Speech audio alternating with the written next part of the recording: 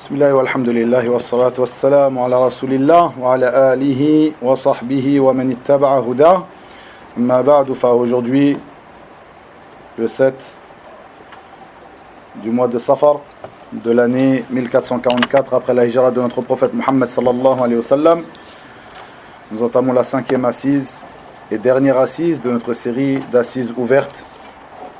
Ces assises qui visent à nous renforcer les uns les autres sur ce manhaj, cette méthodologie, la voie de nos pieux prédécesseurs, ridwanullahi alayhim.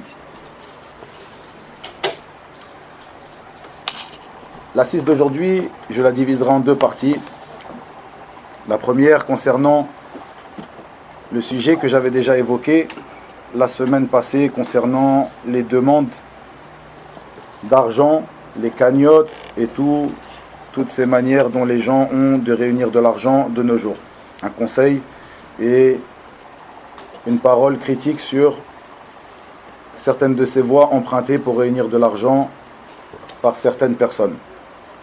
Et la deuxième partie, qui sera comme une conclusion à notre série d'assises, par laquelle je terminerai donc cette série, qui contiendra donc un conseil, encore une fois, le conseil de se cramponner à la sunna de notre prophète Muhammad sallallahu alayhi wa sallam, tous ensemble. Nous qui sommes les gens de la sunna et du groupe Ahlus Sunnati wal Jama'a. Avant de rentrer dans le sujet,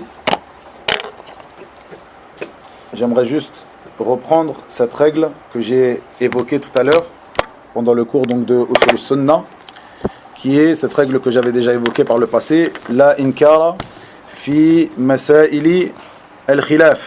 Donc, pas de réprobation dans les sujets à la divergence. J'ai dit que ceci était une règle fausse, erronée, mais que la règle véridique est la inkara fi masaili al-ijtihad. Il n'y a pas de réprobation dans les affaires sujettes à l'effort d'interprétation. Par le passé, j'avais rappelé une règle qui venait compléter cette règle-là, qui est connue chez les gens de la sunna, chez les savants, comme étant l'ijtihad ma'an nas. Il n'y a pas d'effort d'interprétation lorsqu'il y a un texte.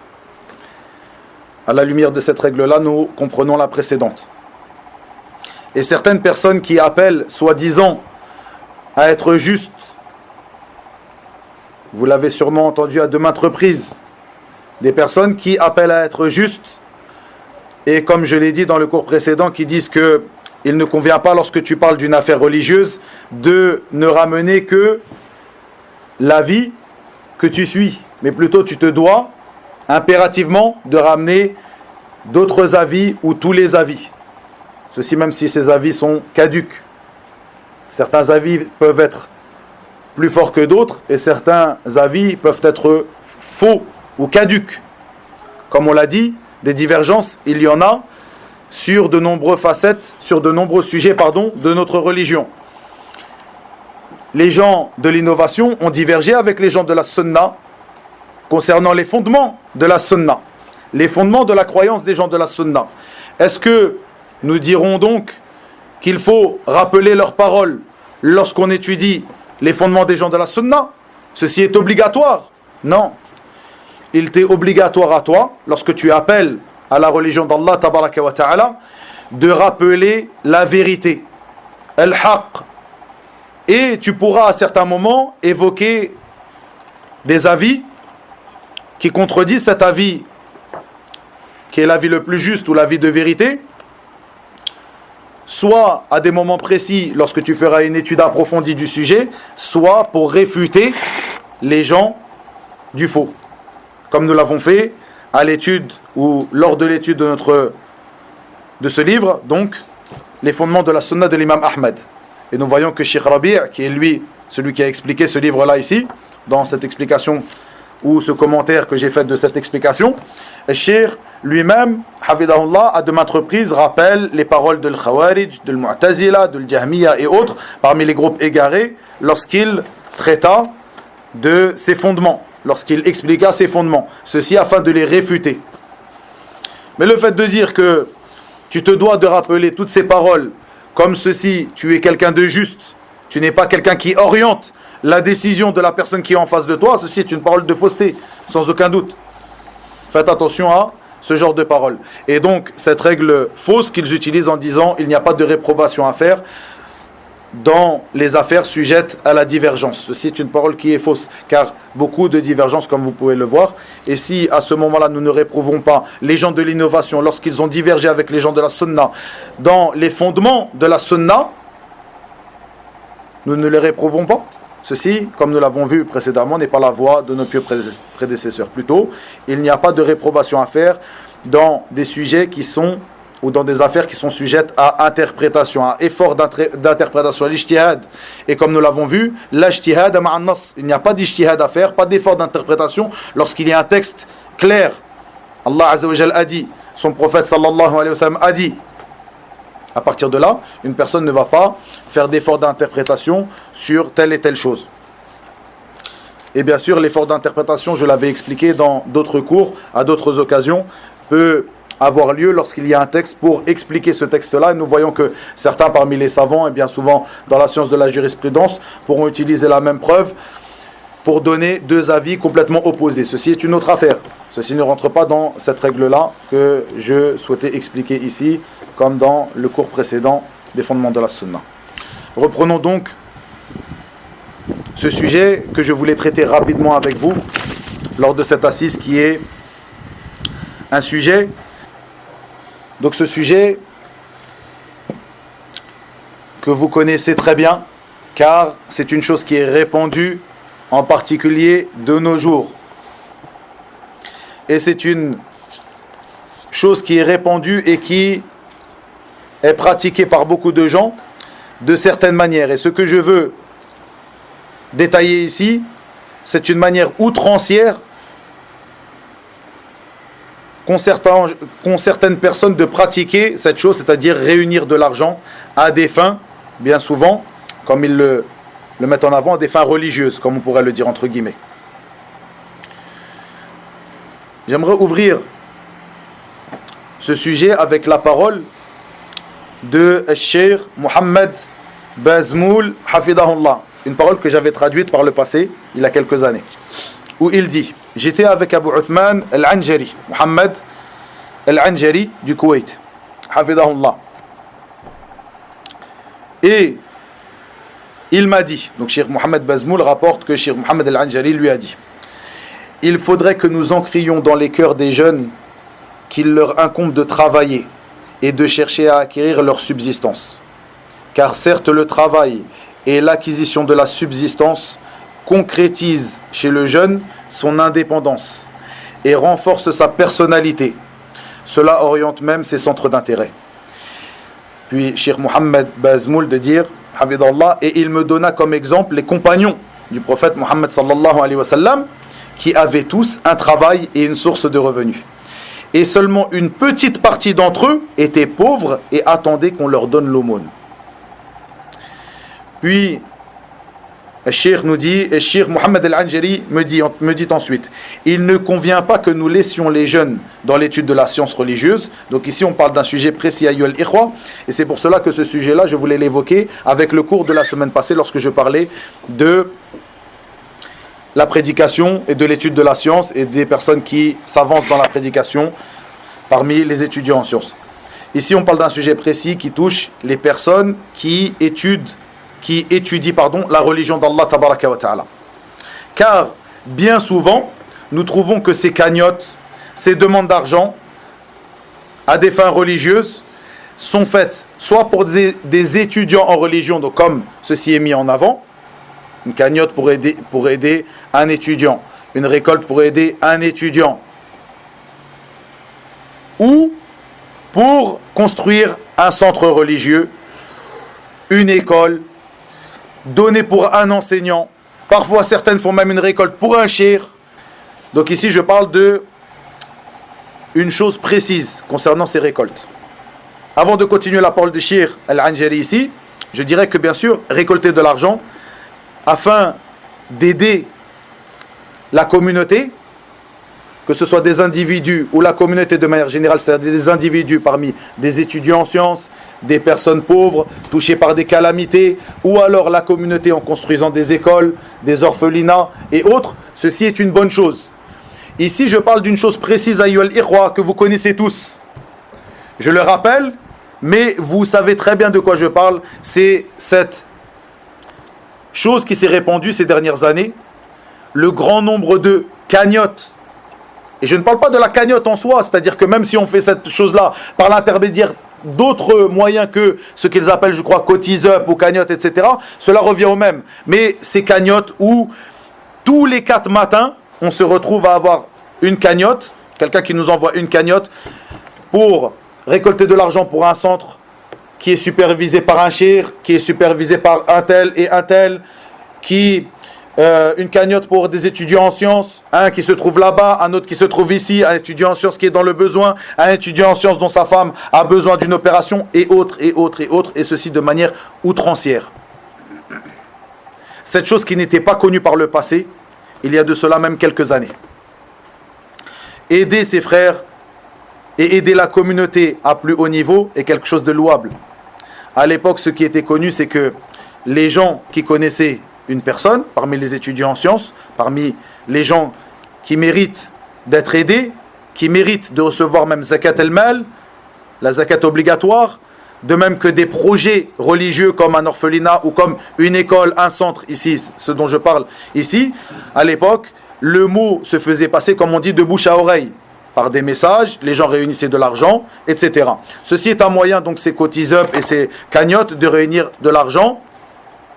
Bien sûr, parfois, ceci est quelque chose de légitime, mais ici, on peut trouver l'outrance de ces gens-là. On peut remarquer l'outrance de ces gens-là, qui, à chaque fois qu'une personne est touchée par le moindre mot, on lui réunit de l'argent, ce qui pousse beaucoup de jeunes, comme vous l'avez entendu de la parole de Cheikh Mohammed Al-Anjari ici, à ne pas rechercher eux-mêmes leur subsistance, ce qui est la base. Ce sur quoi étaient les compagnons du prophète sallallahu alayhi wa sallam, puis les imams de l'islam, et ce sur quoi étaient, que ce soit les étudiants en sciences ou tout à chacun de cette communauté. Rechercher sa subsistance à l'aide de ses mains. On peut retrouver beaucoup de personnes aujourd'hui qui délaissent cela. Bien sûr, on est dans un cas particulier dans ce pays où on a été éduqué à se reposer sur des aides, au point que nous trouvons des jeunes qui aujourd'hui, lorsque on leur propose un travail, ils se permettent de refuser ce travail parce qu'il a cette aide à côté qui lui suffit. Donc il repousse cette main qu'on lui tend pour travailler, pour être élevé par ce travail et rechercher sa subsistance de ses mains, pour pouvoir être la main du dessus, comme l'a dit le prophète sallallahu alayhi wa sallam, celle qui donne et pas celle qui reçoit. Mais malgré ça, il repousse cette main parce qu'il y a toutes ces aides que nous pouvons trouver. Donc déjà, nous avons été éduqués de cette manière-là. En plus de cela, nous voyons que à partir du moment où nous avons connu la religion d'Allah tabaraka wa ta'ala, nous trouvons toutes ces aides en plus de la part de la communauté. Et comme je l'ai dit, ici je parle bien de ces choses outrancières, de ces méthodes outrancières pour demander de l'argent. Et bien souvent, vous remarquerez que personne ne connaît cette personne à propos de qui on demande de l'argent. Si c'est une personne de ta ville qui a un besoin, qui est un étudiant, qui a, pourquoi est-ce que tu vas demander cet argent à des gens qui se trouvent même dans d'autres pays? Fais, comme nous le faisions à l'époque, une récolte, par exemple, entre les frères qui connaissent cette personne-là, un étudiant en sciences de la ville, des environs, etc., etc. Au lieu de demander de l'argent à des gens, et à chaque fois on se retrouve avec un cotise-up, je connais cette personne, mais on ne sait pas qui est ce jeu. C'est une personne qui connaît l'autre personne, qui connaît l'autre personne, qui connaît l'autre personne. Ça, c'est une chose. Et comme je l'ai dit ici, je mets le point sur le fait que ces cagnottes, ces demandes d'aide, etc., sont une chose qui pousse les jeunes à se reposer sur cette chose-là et à ne pas rechercher leur subsistance à l'aide de leurs mains, à être noble et à être quelqu'un de fort qui cherche à être cette main du dessus et non cette main du dessous qui demande l'argent. Hormis cela, nous pouvons trouver, et ceci est une réalité, comme ceci a été prouvé par rapport à certaines personnes qui s'apparentent, à la prédication. Ce que j'ai pu voir, c'est que ces gens-là ne sont pas des gens qui sont sur notre voie, mais des gens qui s'apparentent à la prédication, donc à propos de qui les gens, au moins les gens de la masse, ont une bonne pensée sur eux, et donnent, parce que ces personnes-là, cette personne est imam dans une mosquée, cette personne-là a des cours sur YouTube ou Internet ou je ne sais quoi, et lorsqu'ils demandent de l'argent pour un projet, pour une mosquée, pour des étudiants, pour lui-même, je ne sais pas, eh bien les gens qui sont la communauté musulmane, qui est une communauté généreuse, les gens de cette communauté sont poussés, sont appelés par cela à donner de l'argent. Certains d'entre eux, comme ceci a été prouvé, utilisent des moyens fallacieux pour arriver à leur fin. Ils prennent parfois des captures d'écran lorsque la cagnotte est arrivée à temps et laissent la cagnotte se remplir encore derrière, puis envoient cette capture d'écran lorsque la cagnotte par exemple était arrivée à la moitié, alors que la cagnotte est terminée, et ils envoient la capture d'écran de la cagnotte arrivée à la moitié, et demandent aux gens, continuez, on y est presque, alors que la cagnotte est déjà terminée. C'est impossible? C'est arrivé? Bien sûr. Pareil parfois pour certains projets religieux, qui te dit que ces cagnottes-là n'ont pas été lancées, parfois, lorsque ceci se passe dans d'autres pays, etc., que cette cagnotte n'a pas été lancée par d'autres personnes, dans d'autres pays aussi. On a cette cagnotte qui est dirigée pour tel ou tel pays, pour tel et tel centre, pour tel et tel cheikh. Parfois, ils utilisent le nom de nos savants pour faire ces cagnottes. Et tu te trouves ici en France, par exemple, à donner de l'argent pour une cagnotte, pour un projet, alors que ce même projet, de la même somme, qui peut-être que la somme en soi est la somme exacte qui est requise pour mener à bien ce projet, cette même cagnotte a été lancée en Angleterre, une autre en Allemagne, une autre là-bas, une autre là-bas, une autre là-bas. Qui te dit? Tu ne connais même pas les auteurs de ces cagnottes-là. Cet argent-là que tu donnes est une chose sur laquelle tu seras interrogé. Cet argent que tu gagnes et cet argent que tu donnes, c'est une chose à propos de quoi tu seras interrogé. Naam? Parfois, il y a des photos qui sont prises aussi de manière illicite, avec des personnes malades. Ahsant. Parfois aussi, comme l'a dit votre frère, il est possible que certains prennent une photo d'une personne malade, d'une personne dans un grand besoin, dans une grande détresse, et il avance cette chose-là, alors que la réalité est tout autre que cela. Faites attention, je ne vous appelle pas ici, par ces paroles, à douter de vos frères sans condition. Comme je l'ai dit, certaines de ces cagnottes qui peuvent être mises en place sont des choses qui sont légitimes, qui peuvent mener un projet à bien, et à partir de là, on ne dira pas que toute cagnotte est illicite. Ce n'est pas ça que je suis en train de vous dire. Je vous appelle à faire bien attention à cette chose-là, car c'est une chose où les gens ont été outranciers, qu'ils ont utilisé à outrance, sans respecter la religion d'Allah Tabaraka wa Ta'ala à de nombreuses reprises. Ici, je reviens sur ce sujet. Non ? Évoquer la photo en elle-même, la personne en fait, Ça, c'est encore un autre sujet, Abdel Karim. Cette personne-là, elle peut te dire que lui, il a des fatawas des gens de science qui autorisent de prendre... tu comprends ? Ça, c'est encore un autre sujet. Mais en tout cas, comme tu l'as évoqué, même ces photos qui peut-être n'ont rien à voir avec la cagnotte qui est mise en place.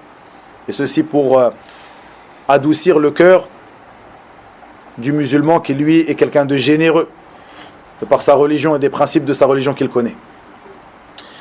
Ici, bien sûr, la chose en particulier de laquelle je voulais parler concerne donc, et celle qui concerne donc ces récoltes d'argent à des fins, comme je l'ai dit, religieuses, en particulier pour des étudiants en sciences et des centres, comme des écoles, des centres, etc. Parfois des savants de la sunna, on dit « Cheikh un tel a besoin d'argent, Allahu Akbar ».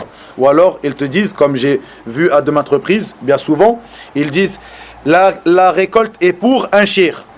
Mais on ne dit pas son nom pour ne pas le mettre dans la gêne et parce qu'il ne sait pas, etc., etc. Non, si cette chose est effective, tu as fait un bien, tu as cherché à faire un bien, mais la voie empruntée déjà est une voie, bien souvent lorsqu'ils l'empruntent de cette manière-là, et comme ils le font, comme ceci est connu, n'est pas une bonne voie, et en plus de cela, qui me dit, qui es-tu toi?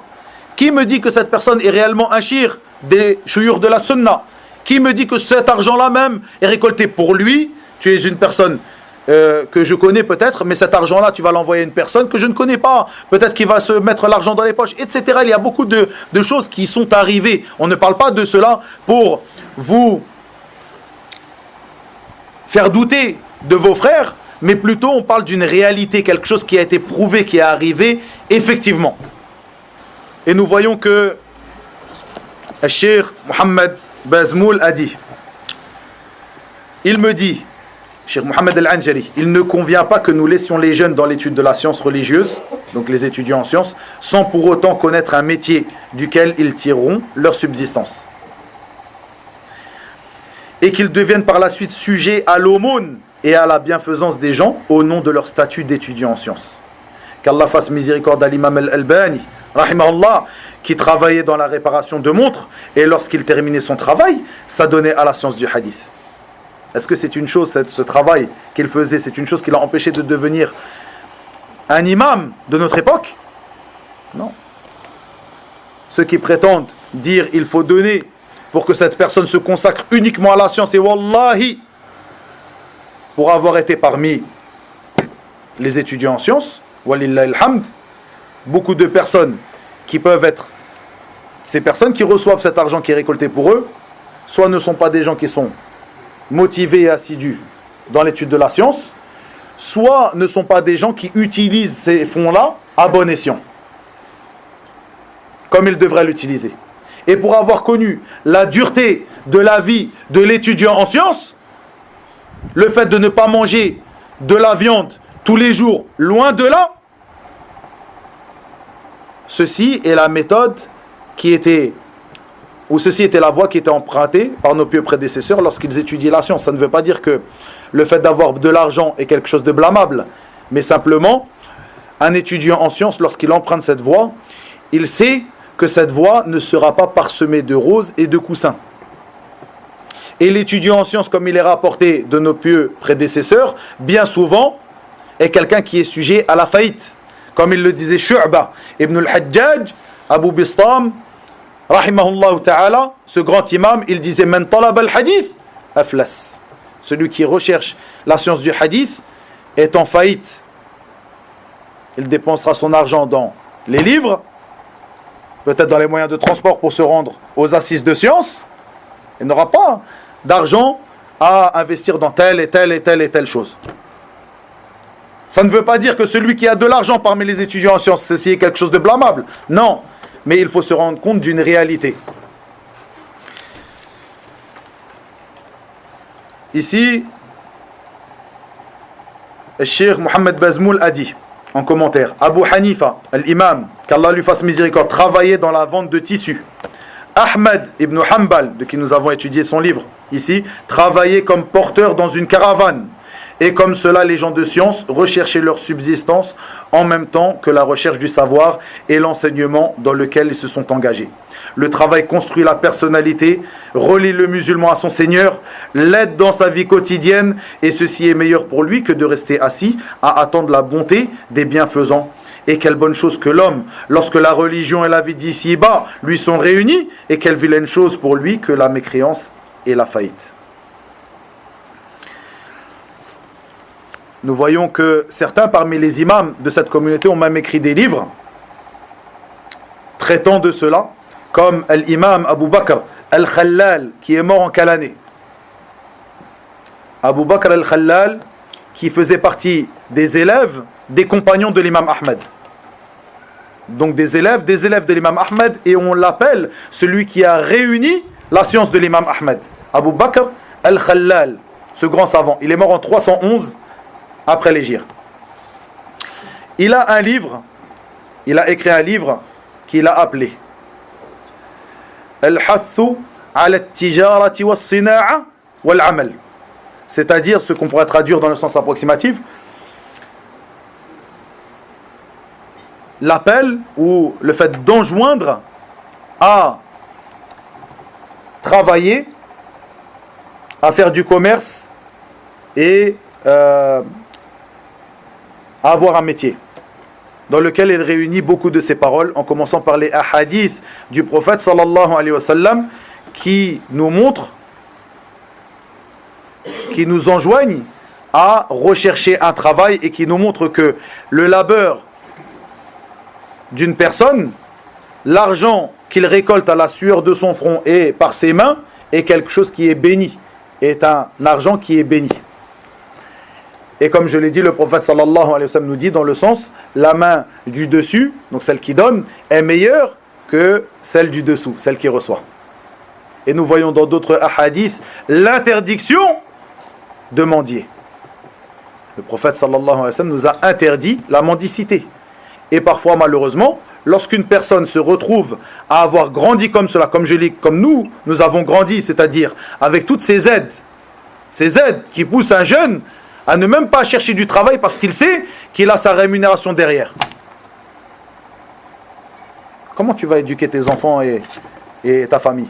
Comment ta femme même peut te respecter lorsque la personne qui dépense pour toi et pour elle et pour tes enfants au sein du foyer, toi qui es étudiant en sciences ou non, est soit un gouvernement, je parle d'un gouvernement, vous avez compris ici par exemple les aides qu'une personne peut recevoir de la France, soit des personnes parmi les personnes bienveillantes, soit tes parents ou autres. C'est-à-dire que si ça arrive ceci à un moment en dehors d'un autre, pendant une période en dehors d'une autre, mais si c'est une chose qui est récurrente, c'est-à-dire que tu as élevé tes enfants sur cela, tu as nourri ta femme par cet argent-là, elle ne t'a jamais vu travailler mais simplement tendre la main pour récupérer l'argent, comment elle va te respecter? Comment tes enfants vont te respecter? Comment tu vas éduquer tes enfants? Et je termine cette parole par une parole que j'avais traduite aussi de notre cher Khalid Abdurrahman Abu Muhammad Hafidahullah Ta'ala, où il dit, écoutez bien, je dis toujours à mes jeunes frères étudiants en sciences, ne faites pas de votre science un moyen d'obtenir le bas monde des gens. Ceci est la chose à retenir ici. Ne faites pas de votre science un moyen pour obtenir le bas monde des gens, pour obtenir l'argent des gens. Je suis un étudiant en sciences, donnez-moi de l'argent. Les gens réunissent de l'argent à ton nom parce que tu es un étudiant en sciences. Je leur ai rien demandé, mais ils ont fait cette quête pour moi, etc. Wallahi, que je n'ai jamais accepté que quelqu'un réunisse de l'argent pour moi, même à des moments qui étaient difficiles dans ma vie. Et ça, les frères, ils le savent tous. Les frères qui assistent ici. Et autres. Parce que ceci est un rabaissement. Du moment que tu peux te servir de ces deux-là, sers-toi-en.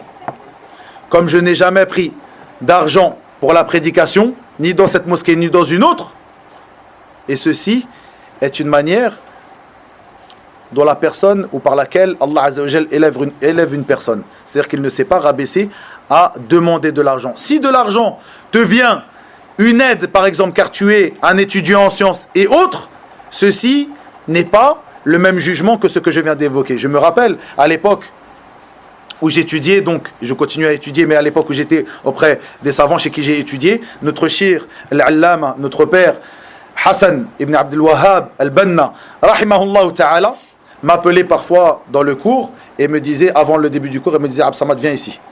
Je venais, il me sortait un billet de sa poche et il me disait, Muhtaj Flous, tu as besoin d'argent? Et je lui disais, non, demande à quelqu'un qui a plus besoin que moi. Jusqu'à un jour où notre cher Cheikh Khalid Uthman, Hafidahullah, a vu cette chose-là et m'a dit, Abdus Samad, tu es plus en droit, peut-être que d'autres, de prendre cet argent. Si tu ne prends pas cet argent, lui, il connaissait ma situation, comme Cheikh Hassan, rahimahullah, connaissait ma situation, il disait, tu es peut-être plus en droit que d'autres de prendre cet argent. Si tu ne prends pas cet argent, Cheikh va la donner à une autre personne, et peut-être que cette personne-là aura moins de droits que toi, d'après la bonne pensée qu'il avait sur moi, de prendre cet argent. Et à partir de là, parfois, j'acceptais l'argent qu'il me donnait lorsqu'il me le donnait sans me le demander. Est-ce que tu as besoin? Je lui disais, il n'y a pas besoin. Donne à quelqu'un d'autre. Quand il le donnait, prends, je l'acceptais. Ceci après que notre cher Cheikh Khalid est intervenu à ce moment-là, après de longues années où j'ai refusé son argent à Cheikh. Al-Muhim, je ne dis pas cela pour me valoriser, simplement, bien sûr, si j'ai pratiqué cette chose-là, c'est parce que cette chose-là, je trouvais que c'était la bonne manière de me comporter et la manière qui était empreinte de la voie du prophète sallallahu alayhi wa sallam et de ses compagnons et des pieux prédécesseurs après lui. Et ceci, comme m'a rappelé un frère il y a quelque temps, Jazahullahu khayra, il m'a dit, il est important, lorsque je lui parlais de mon travail, que je fais à côté donc de ce que j'ai pu faire, donc cette part que j'ai pu prendre, cette modeste part que j'ai pu prendre dans la prédication pendant ces années où j'ai été en France. Lorsque je lui parlais de mon travail, il me disait c'est important, et il avait raison, c'est important que tu évoques cela aux jeunes, c'est-à-dire qu'ils voient que le frère, même s'il prend du temps à enseigner, à faire la khutbah de Jumu'ah, etc., il est important qu'il sache aussi qu'il a un travail derrière et qu'il n'attend pas que les gens lui mettent de l'argent dans ses mains. Et c'est uniquement pour cela que j'ai évoqué ces paroles-là concernant ma propre personne. Sinon, vous avez entendu ce qui est bien meilleur comme exemple que ma propre personne ici dans ce que j'ai évoqué. Donc je termine par la parole de Cheikh Khalid Abdurrahman ici, où il dit Hafidahullah ta'ala, je dis toujours à mes frères jeunes, à mes jeunes frères étudiants en sciences, ne faites pas de votre science un moyen d'obtenir le bas monde, des gens. Certaines personnes disent moi je n'ai rien demandé mais ils m'ont donné une fois, 2 fois, 3 fois, 4 fois. Au final tu es quelqu'un qui est associé à eux dans cette chose-là. Si ça arrive 1 fois ou 2 qu'une personne te donne de l'argent sans qu'il te demande est-ce que tu veux, est-ce que, etc., elle te donne de l'argent parce que tu es un étudiant en société, tu as réellement besoin et le droit de prendre cet argent, ceci est une chose. Mais lorsque des cagnottes sont faites pour toi, un étudiant en sciences, on ne rappelle pas ton nom, mais toi tu le sais que cette cagnotte a été faite pour toi. Ceci, au final, est quelque chose d'avilissant. Si ceci arrive 1 fois, parce que des frères que tu connais ont connu ta situation, l'ont fait pour toi, ont voulu t'aider, etc., mais quand c'est quelque chose qui devient récurrent et pousse les jeunes étudiants en sciences, entre guillemets, comme je l'ai dit, étudiants en sciences, à se reposer sur cela, ceci n'est pas une bonne chose. Il dit donc, ne faites pas de votre science un moyen d'obtenir le bas monde des gens, sous peine d'être humilié. Celui qui fait de sa science un moyen pour obtenir le bas monde des gens, celui-là sera humilié. Car il a du dédain pour la science. Il a du dédain, il rabaisse par ce moyen-là la science qu'il avait avec lui et qu'il étudie et qu'il recherche. Car il fait que cette science, même si au début ce n'était pas sa niya, même si au début ce n'était pas son intention, avec le temps, sachant que le prophète sallallahu alayhi wa sallam, comme je l'ai évoqué dans une khutbah il y a quelques semaines, a dit à toute communauté son épreuve, et l'épreuve de ma communauté est al-mal, l'argent, les biens. Et le prophète sallallahu alayhi wa sallam a bien appelé une sorte de personne abd ad-dinar wa abd ad-dirham, l'esclave, l'adorateur de l'argent et de l'or. Celui-là qui, comme il a dit, sallallahu alayhi wa sallam, si tu lui donnes, il agrée. Si tu ne lui donnes pas, il est mécontent.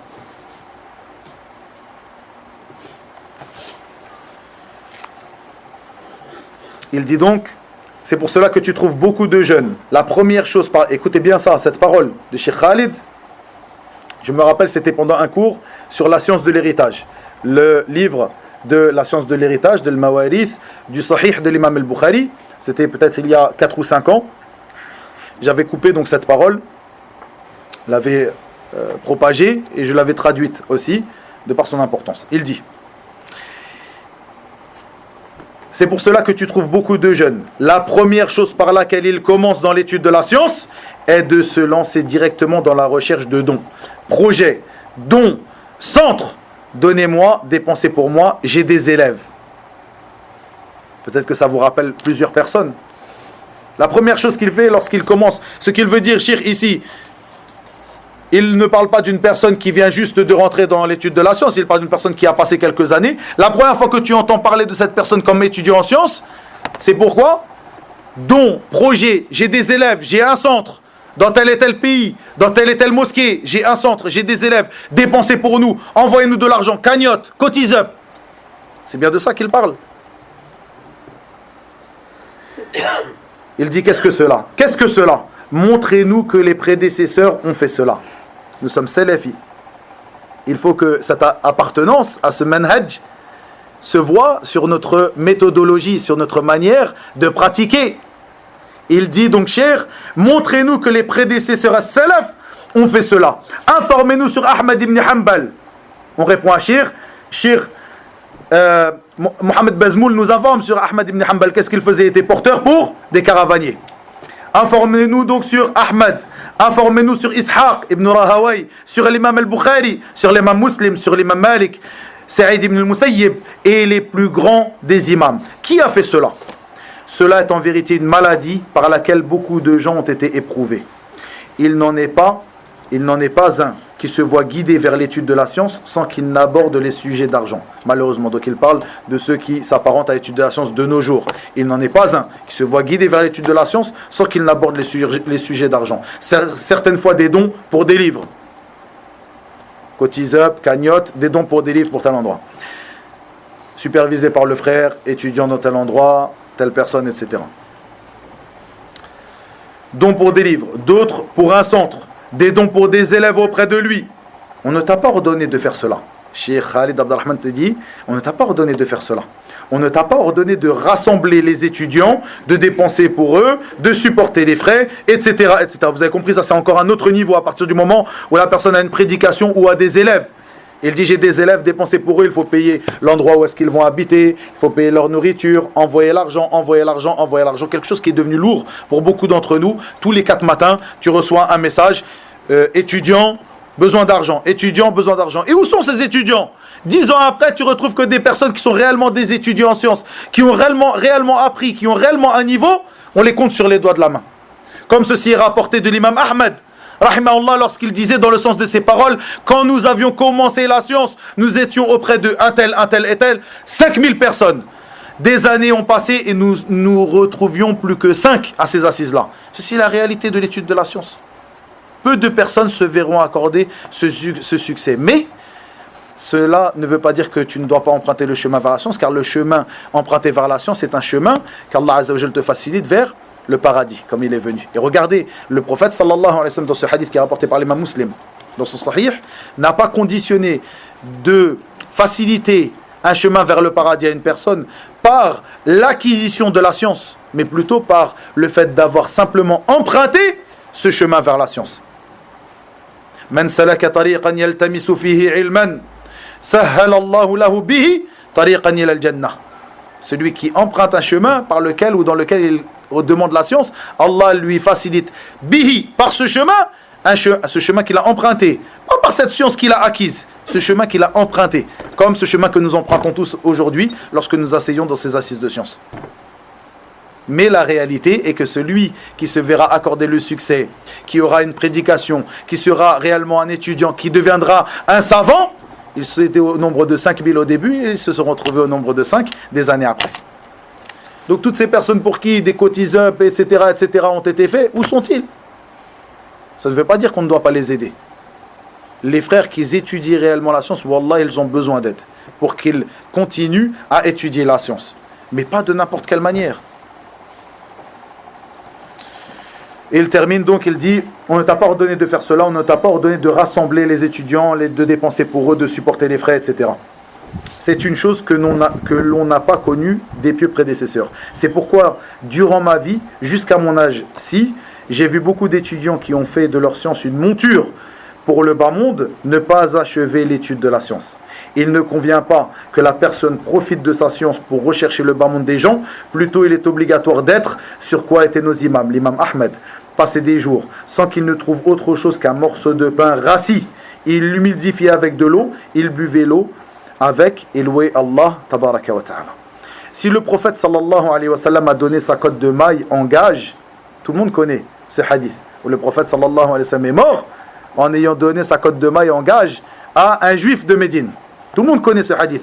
Il dit, si le prophète sallallahu alayhi wa sallam a donné sa cotte de maille en gage et qu'il priait assis à cause de la faim, tellement il avait faim, il était contraint de prier assis, tellement il avait mal au ventre à cause de la faim.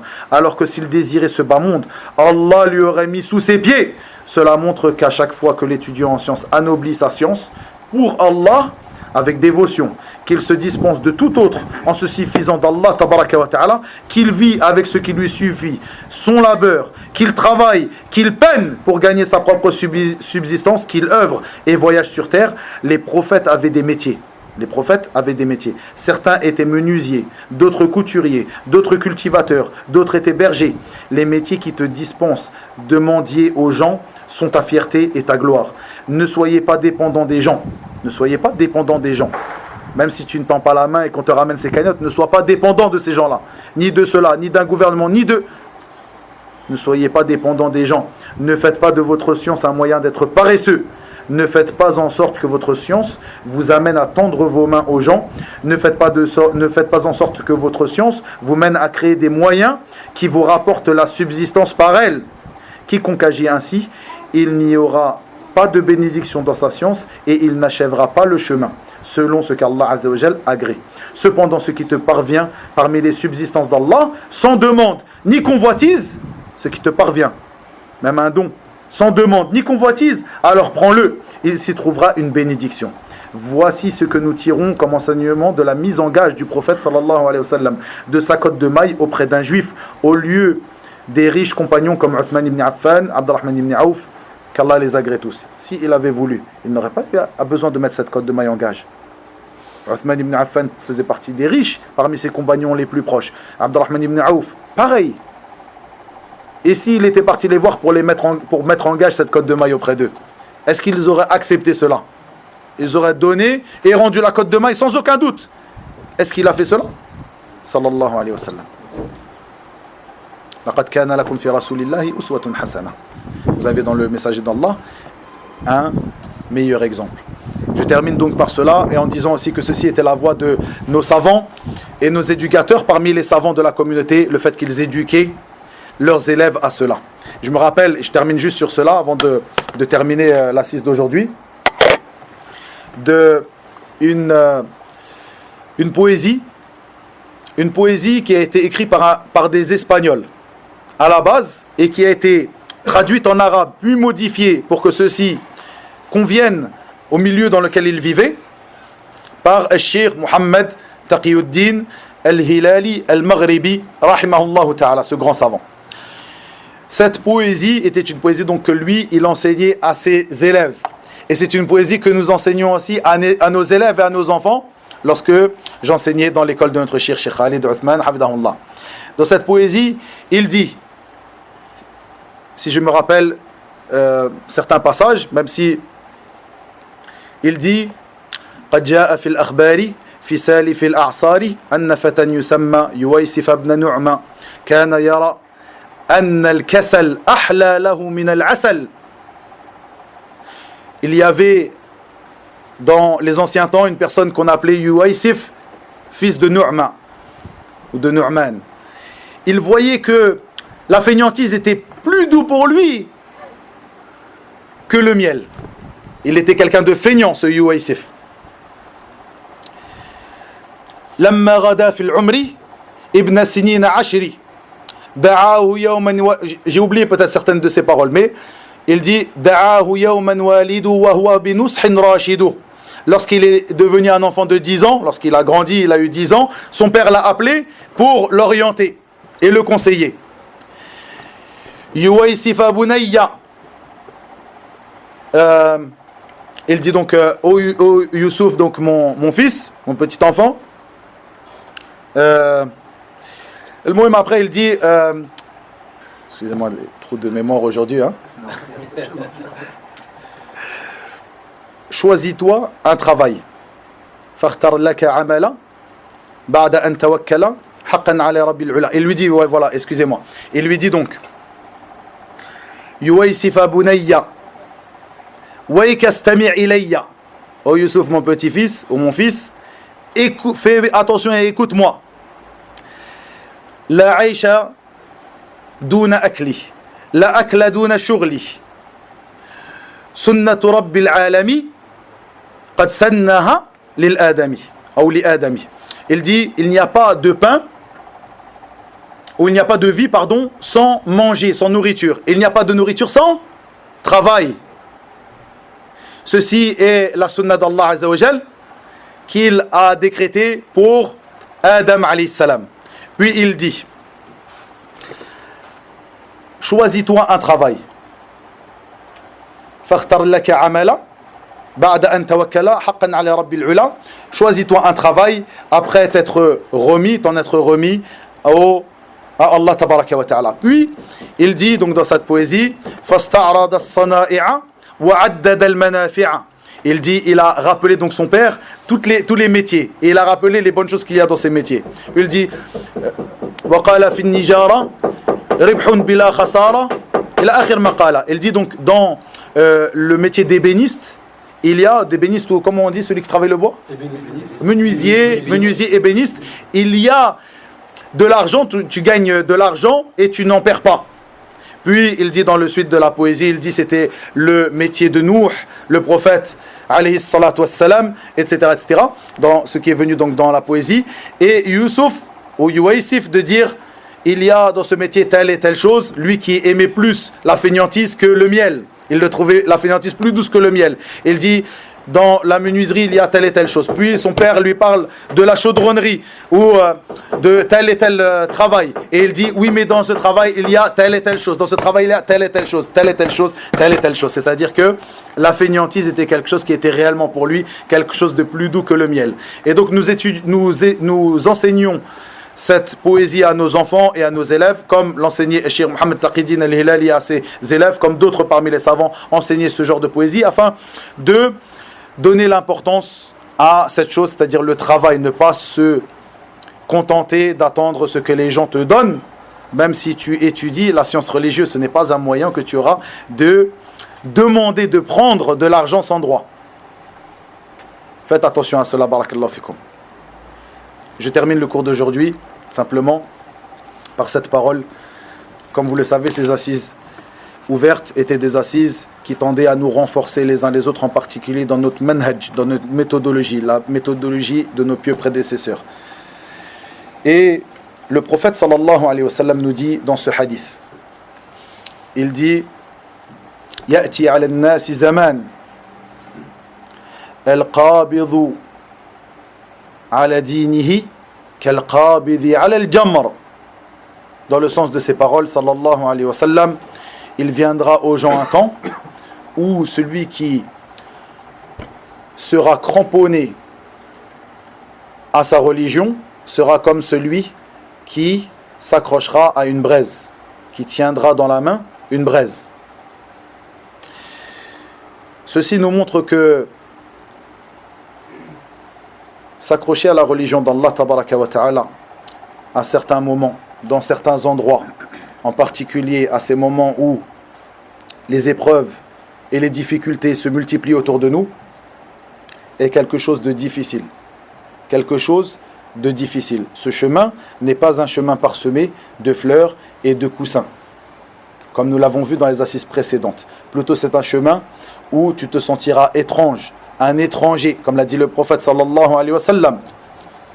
L'islam a commencé étrange et il redeviendra étrange comme il a commencé. Faites la bonne annonce aux étrangers. Comme nous l'avons vu dans certaines versions de ce hadith, l'étranger c'est parfois une personne au milieu de sa tribu, une personne au milieu de sa famille. Et dans certaines versions, l'étranger est celui qui réforme les gens lorsque ces gens ont besoin de cette réforme. Et autre que cela parmi les narrations qui ont été évoquées.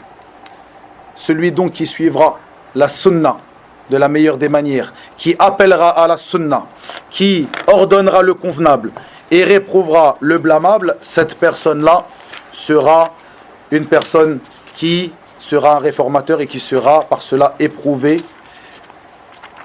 et à qui on nuira. Et ceci est une chose qu'il faut se remémorer et s'enjoindre mutuellement à la patience et à la vérité. comme ceci était la voie des compagnons du prophète Muhammad sallallahu alayhi wa sallam, qu'ils ne se séparaient pas lorsqu'ils se rencontraient, avant d'avoir récité, ou que l'un d'entre eux ait récité, Surat al-Asr. La Surat al-Asr, le temps, où il dit, tabaraka wa ta'ala, dans cette surah, méditez-la bien, il y a de nombreux enseignements. Il dit, par le temps, l'homme est certes en perdition, sauf ceux qui croient et accomplissent les bonnes œuvres, s'enjoignent mutuellement la vérité et s'enjoignent mutuellement l'endurance. En particulier, dans ces moments difficiles, ces moments d'épreuve, ces moments où la sunna, et celui qui pratique la sunna et qui avance sur la sunna est quelqu'un d'étrange, quelqu'un qui est pointé du doigt, quelqu'un qui est peut-être dénigré par des gens qui sont parfois parmi les gens les plus proches de lui, de sa famille, de son entourage et autres. Mais à partir du moment où tu sais que tu as emprunté la voie de vérité, que tu es sur la vérité, tu devras patienter. Écoutez cette parole que dit Luqman à son fils. Il dit, ô mon enfant, dans le sens de ces paroles, tabaraka wa ta'ala, ô mon enfant, accomplis la salah, commande le convenable, interdis le blâmable et endure ce qui t'arrive avec patience. Telle est la résolution à prendre dans toute entreprise. Endure.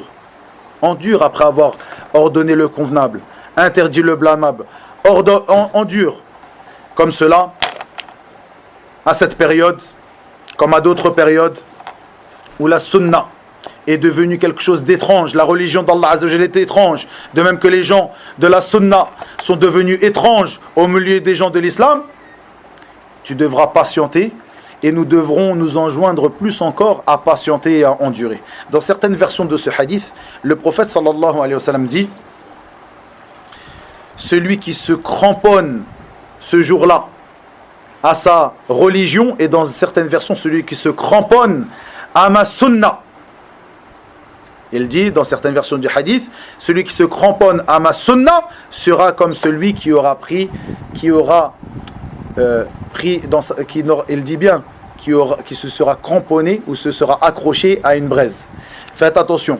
Il dit ici dans cette version à ma sunna, et il dit Kal-qabidi al-jamr, celui qui aura pris dans sa main, dans le creux de sa main, une braise. Si tu prends la braise dans ta main, on dit que tu attrapes la braise ou que tu tiens une braise dans ta main, tu verras que en superficie ta main sera brûlée.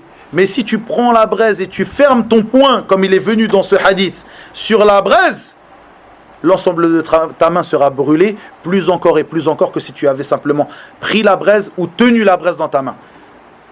Regardez les mots qu'a utilisé notre prophète sallallahu alayhi wa sallam ici. Kal-qabidi al-jamr, al-qabd, l'a pris dans le creux de sa main. Il l'a accroché cette braise.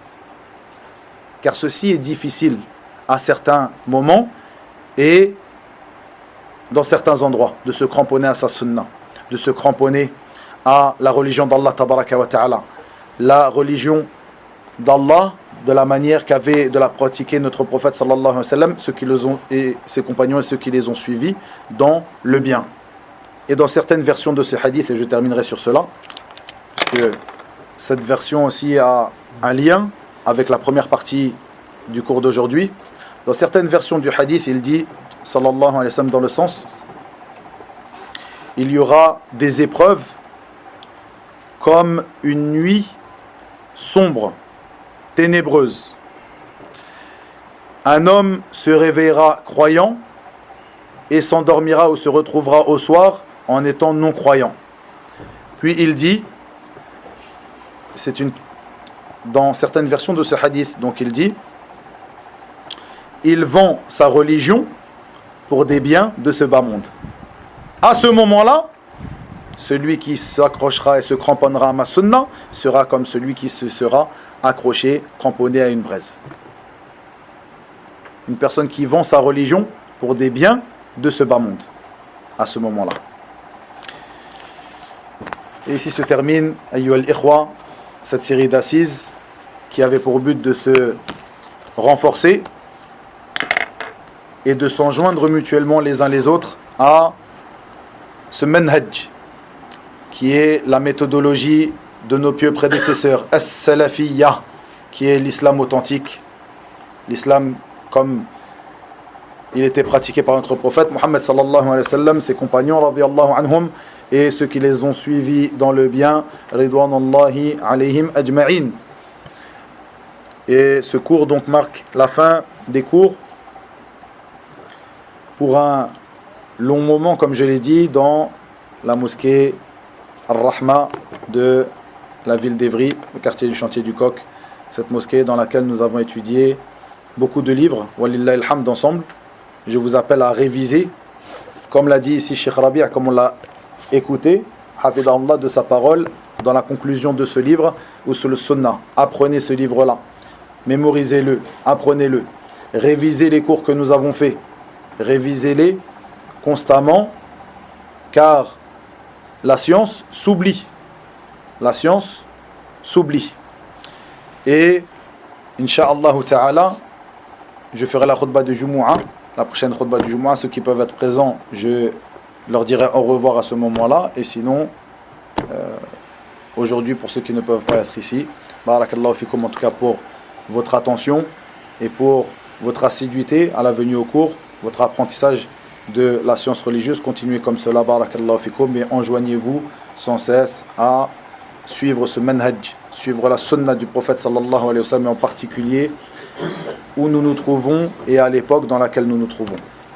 Wa ila huna wa billahi tawfiq wa sallallahu wa sallam wa barak ala nabiyyina Muhammad wa akhiru da'wana alhamdulillahi rabbil alamin.